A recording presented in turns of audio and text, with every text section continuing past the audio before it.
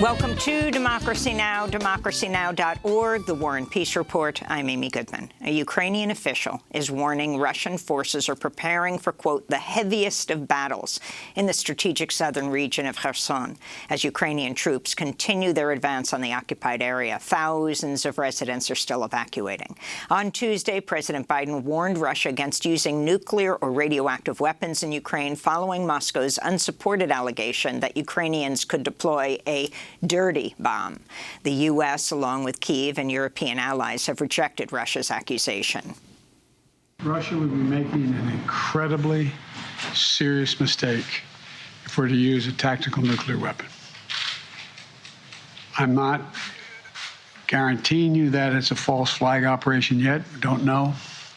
But it would be a serious, serious mistake. The White House said Tuesday they have no evidence Russia is preparing to use such weapons. Meanwhile, Ukraine's nuclear energy operator said Russian forces occupying the Zaporizhzhia nuclear plant could be, quote, preparing a terrorist act using nuclear materials and radioactive waste stored, unquote.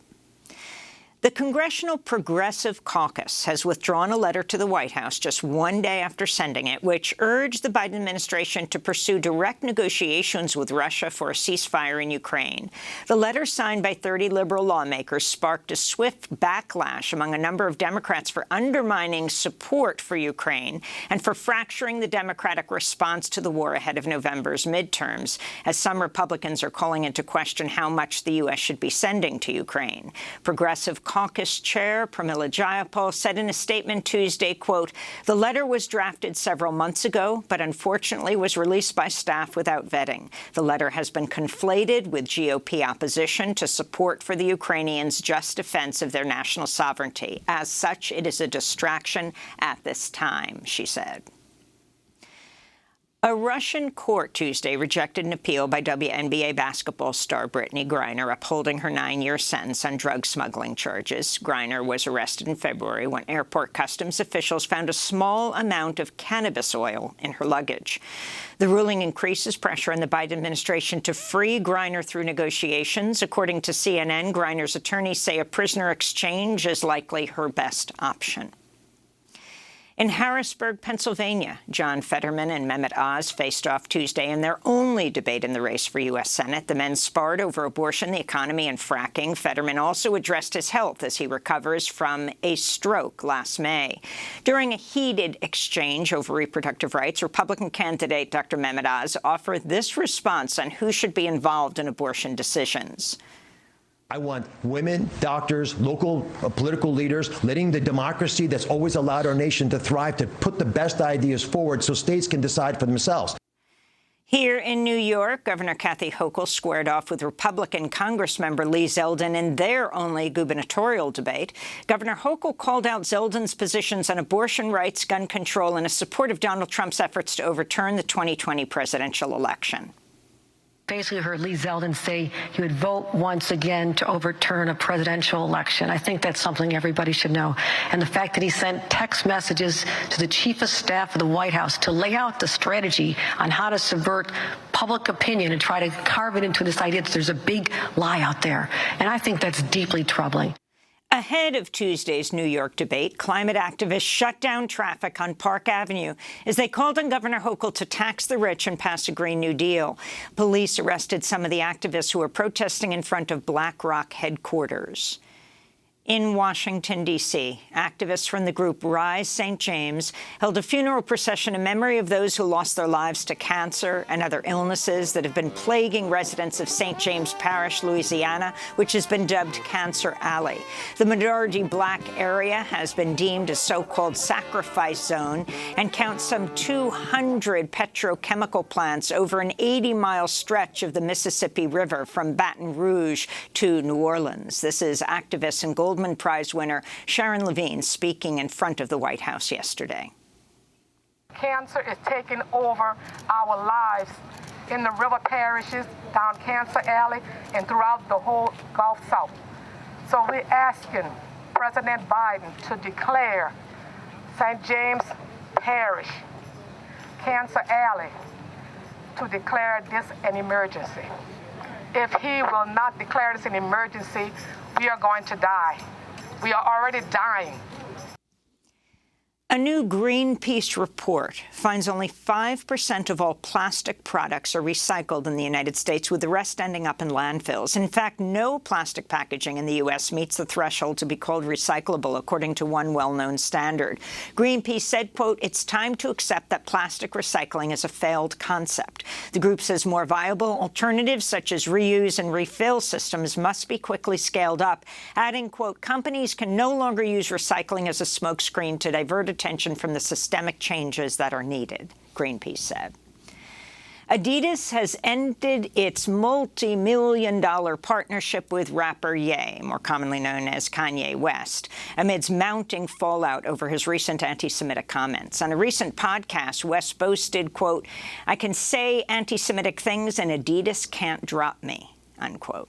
Adidas has its own history with anti-Semitism. The company was founded by a member of the Nazi Party.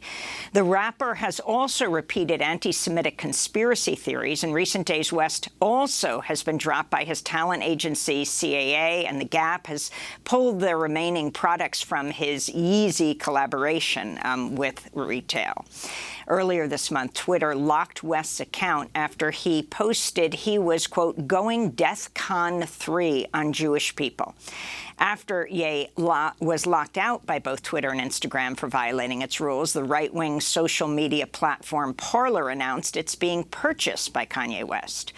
A few weeks ago, Kanye West was pictured with African-American conservative pundit Candace Owens at his Paris fashion show, both of them wearing shirts emblazoned with the phrase, "White Lives Matter."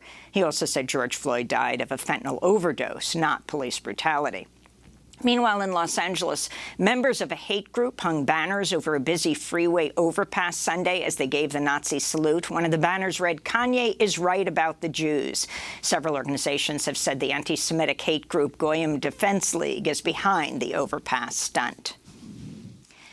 In Burma, the death toll from military air raids in the northern state of Kachin Sunday has risen to 80, while some 100 people were wounded. Sunday night's attack came as hundreds of people had gathered to attend a concert celebrating the founding of the Kachin Independence Organization. It's likely the deadliest aerial assault launched by Burma's military regime since it seized power in a February 2021 coup. Human rights advocates have accused the Burmese military junta of war crimes and have called on the international community to ban the sale of weapons and airplane fuel to Burma. In Iran, university students in Tehran and across the country continue to defy heightened security and a bloody government crackdown on protests following the death of 22-year-old Mahsa Amini last month.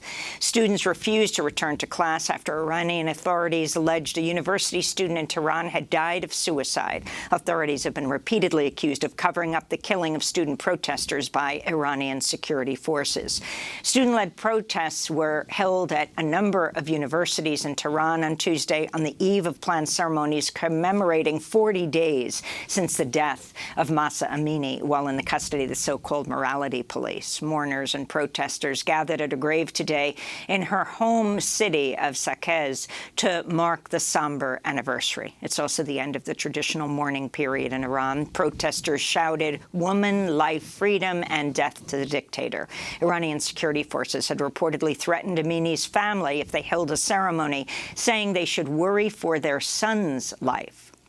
At least 215 people, including 27 children, have been killed by Iranian security forces since protests began. Thousands of others have been arrested, it's believed. In Uganda, at least 11 people, most of them children, have died in a fire that engulfed a dormitory at the Salama School for the Blind in the district of Mukono while students were asleep. Police have launched an investigation into the blaze. And writer, historian, and activist Mike Davis has died at the age of 76. He authored a number of books, including Planet of Slums, Ecology of Fear, and City of Courts, a searing look at his hometown of Los Angeles. In 2020, Democracy Now! Spoke to Mike Davis during the height of the pandemic. It's one thing that I've really had my eyes opened up by my two younger children who are still in high school, and by the students I've been teaching this year. They will not vote unless there's absolutely radical, serious structural change in the Democratic platform and that they can believe in. And this is something that, as I say, I mean, we need to fight like hell for that. In August, with just months to live, Mike Davis told The Guardian, quote, "What keeps us going ultimately is our love for each other and our refusal to bow our heads to accept the verdict, however all-powerful it seems. It's what ordinary people have to do. You have to love each other. You have to defend each other. You have to fight," he said. Mike Davis died Tuesday at his home in San Diego from complications related to esophageal cancer. And those are some of the headlines. This is Democracy Now!, democracynow.org, The War and Peace Report. I'm Amy Goodman.